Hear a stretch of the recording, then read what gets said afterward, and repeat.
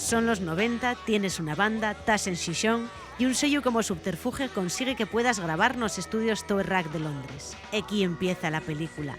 Todo va sobre ruedes, el disco grábase, pero un punto de xir una acción va a cambiar todo. El grupo sepárase en Londres y ese disco, en sin banda que lo defenda, nun ve la luz. Años después, llega Javier Pedraces y la historia vuelve a empezar.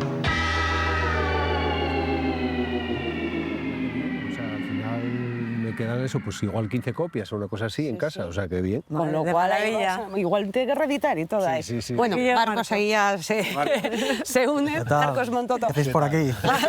Pues comentando algunas cosillas con Javi Pedraces, que se incorpora ahora con nosotros a la conversación, como habíamos dicho antes, que íbamos a hablar de los Mockingbirds, porque Javi, que iba escribiendo mucho sobre la escena, la original de los 60 en Asturias, con Asturias 60, pero también ese revival, pues con este último libro que narra esa fabulosa historia de los Mockingbirds en un viaje así sin demasiada fortuna en Londres. Esto así un poco como resumen, pero bueno, Javi, tú llevas ahí mucho tiempo, sobre todo enamorado de la música en Asturias, ¿no? Sí, hombre, a mí la verdad que sobre todo me gusta encontrar cosas que tengan relación con lo musical y que además que no sean muy conocidas e intentar arrojar un poco de luz sobre ellas, ¿no?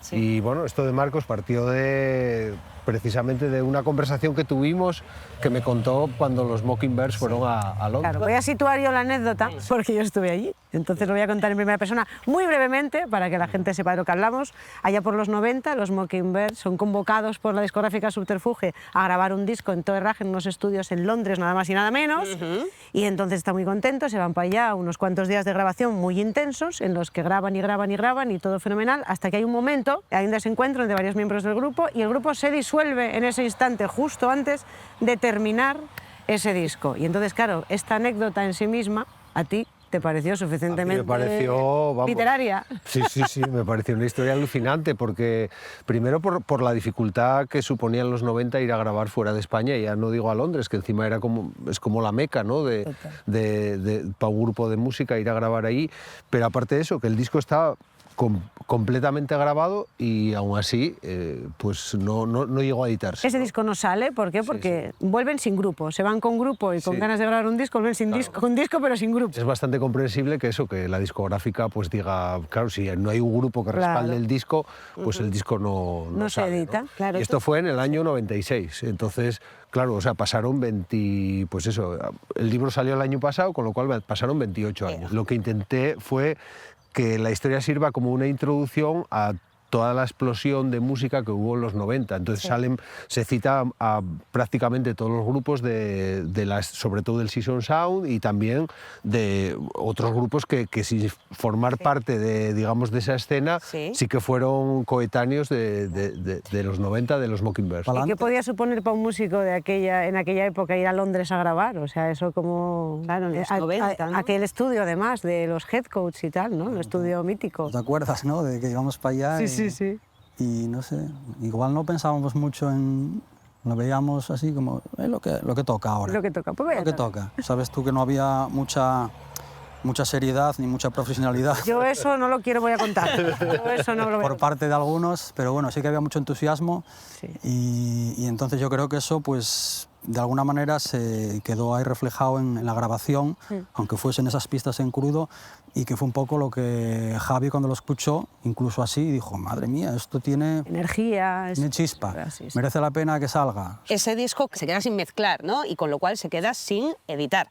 Pero toda esta aventura del libro con Javi Pedraces posibilita que cuántos años después tengamos el disco. Y además con la inteligencia artificial, bueno, y la inteligencia de Jorge Explosión también. De Jorge ahí. Contarnos cómo fue eso. O sea, ahora ya sí tenemos el disco. ¿Qué es lo que pasó para que esto pudiera ser así? El disco estaba acabado, pero se habían perdido los masters. Sí. Entonces no había manera como de escuchar aquello. Y según iba avanzando el contar la historia, pues yo cada vez tenía más interés por saber escuchar los temas, ¿no? cómo sonaba aquello, ¿no? Y fue a través de José Carlos, que tenía una cinta de cassette grabada de la mezcla. Sí, la de premezcla esta de estudio. Sí, la que- remezcla de estudio que salió antes de masterizar. Y con eso Jorge Explosión lo cogió, lo transformó y hizo una Con ayuda de la maravilla. inteligencia Con la ayuda de la artificial. inteligencia Lo dividió en artificial. pistas. Se lo volvió a mezclar, Claro, ¿no? también hubo el interés de Subterfuge. Yo hablé con Carlos Subterfuge y mostró muchísimo interés en Claro. resucitar aquello. O sea que, Marcos, de un viaje que acaba, bueno, que no acaba precisamente bien, un disco que no se culmina, que no se llega a sacar en ese momento, pues varias décadas después lo que tenemos es un libro y además el disco. Oye, ¿tú cuando escuchaste el disco qué sensación tuviste? ¿Los recordabas? Sí, poco a poco fui ahí reconstruyendo cosas y luego a raíz de todo este batiburrillo de charlas y encuentros también averiguando cosas que no recordaba. La verdad que, vamos, nadie contaba con ello excepto Javi, que estaba empeñado y con su determinación. Hasta incluso Jorge, cuando se lo comenté, decía, pero es que eso, ¿quién va a sacar eso, Carlos, sin banda, que defienda eso en directo? Pues no, para allá que fue Javi con la idea para Carlos y poco a poco fuimos creyéndonoslo nosotros, que no nos lo creíamos. Y al final yo creo que también a veces el mostrar las cosas con entusiasmo y también darle, o sea, desarrollar un poco por qué crees que puede ser algo así viable, pues al final hace que otra gente también pueda acabar creyendo en ello. Que implique. Sí. Javi, no lo decíamos antes, tú también tienes un programa de radio, Caracteres sí. Secundarios, que es también programa de radio musical en la radio local de Nava, ¿no? Sí. que es de donde tú eres. Y además, bueno, pues has escrito otros artículos y el libro que antes citábamos también, Asturias 60, que explora, pues en este caso, lo que sería esa escena en origen en los años 60 y luego ya que explora ese revival. Con lo cual a ti lo de los 60, clarísimamente, claro que hay algo que te tira. Sí. ¿Qué es lo que hay en Asturias, tanto en esa escena original como en la del revival, que un poco que te seduce, ¿no? Para dejarlo plasmado en libros y en artículos y todo esto? Sí, sobre todo eso, que hay calidad en muchos de los grupos, que tanto los que habían en los 60 como los que habían en los 90, y que hay también como esa dualidad de que los músicos, además de tener talento y tener calidad, también a la vez son fans de la música y disfrutan con esa retroalimentación. O sea, que no se queda simplemente en decir, bueno, voy a intentar llegar al estrellato y hacer tal, sino que también disfrutan con el trabajo de otros músicos. Por ejemplo, cuando las Undershake estuvisteis el accidente, y esa ola de generosidad de unos grupos con otros, de solidaridad. O sea, que son escenas un poco que crean una comunidad, ¿no? Sí, Es la sí, que no es sensación. simplemente, no son individualidades, sino que al final son gente que mira lo que se está haciendo alrededor y que sí que se apoya, al margen de que luego después sea muy difícil salir adelante o haya muchas propuestas que a pesar de la calidad no llegaron a tener una trascendencia, pero sí. Y ahí con este punto tan romántico que estamos ahí sacando, también es verdad que has conseguido juntar a gente que hace muchos años que no se veía. Ya, Porque eso las también reuniones es un de aliciente. Lo que pasa es que no conseguí que se reunieran los Mockingbirds, que eso sí que es algo para que tocar. me hubiera gustado muchísimo para Sí, tocar. se reunieron para comer. Que Se eso, reunieron esto para va yo comer, también, que ya para que es el tocarlo. principio de algo siempre. pero no conseguí que Hay que llegaran a convencer tocar. entonces a José Carlos, hay que hacer un llamamiento ahora que estamos aquí Sí, en la tele. a ver si lo ve. A ver si lo ve. Él dijo que había vendido el bajo ya y claro, sin José cantando, pues Ya. Tiene que cantar él. es difícil. Bueno, pero las reuniones supongo que están siendo así prestosas, ¿no? Sí, hombre, claro. presentaciones, además. Todas las piquillas de aquella quedaron atrás hace muchos años. Es verdad, ¿descubristeis por qué os habéis enfadado en ese viaje a Londres?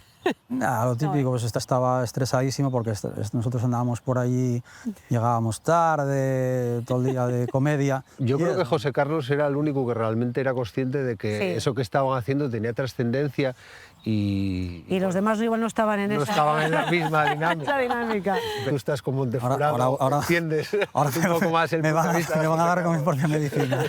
Verás, ahora- Javi, ¿en qué estás trabajando ahora? Porque ahora después ya de 2 libros Pues, ahí dejando, sí, testimoniando la ya. escena musical asturiana de los... Pues ahora estoy investigando sobre la escena independiente y underground de los años 80, pero a nivel nacional. guapo. Y con gente pues como Fernando Pardo de SES Museum o Pepe Eugena, que tenía la tienda de Record Runner.